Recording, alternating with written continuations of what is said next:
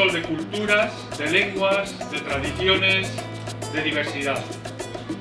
Ha llegado el momento de vivir dándonos la mano. Hoy presentamos el proyecto Centro para la Interculturalidad y Ayuda al Migrante.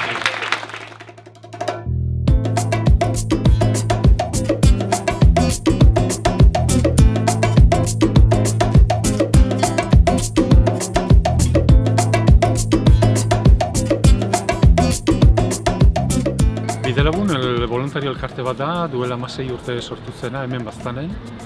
75 edo 75 voluntarioz osatua. Eta hasiera batean xaharrekin lantzeko sortu zena.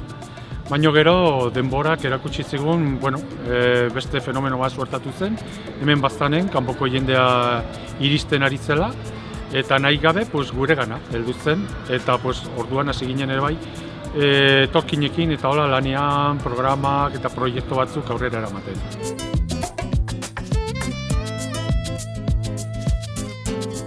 El evento me ha parecido estupendo.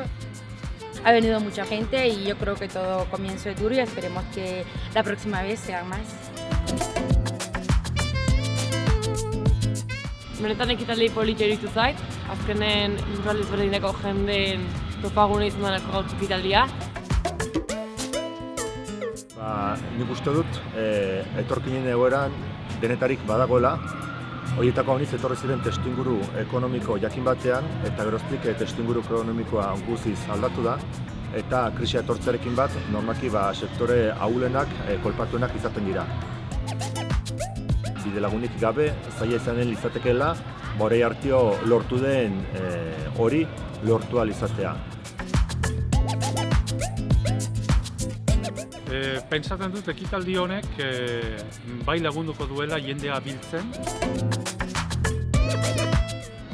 Gaurko ekitaldi ederra izan da, jende mukuru bat bildu gara, programa hau aurkezteko baliagarria izan da, hainbat etorkin komunitateetako jendeak hurbildu dira, eta trukerako, harremanetarako, gune batean bihurtu da gaurko egun hau, eta alde hortaik aski emankorra ere bai, eta ongi.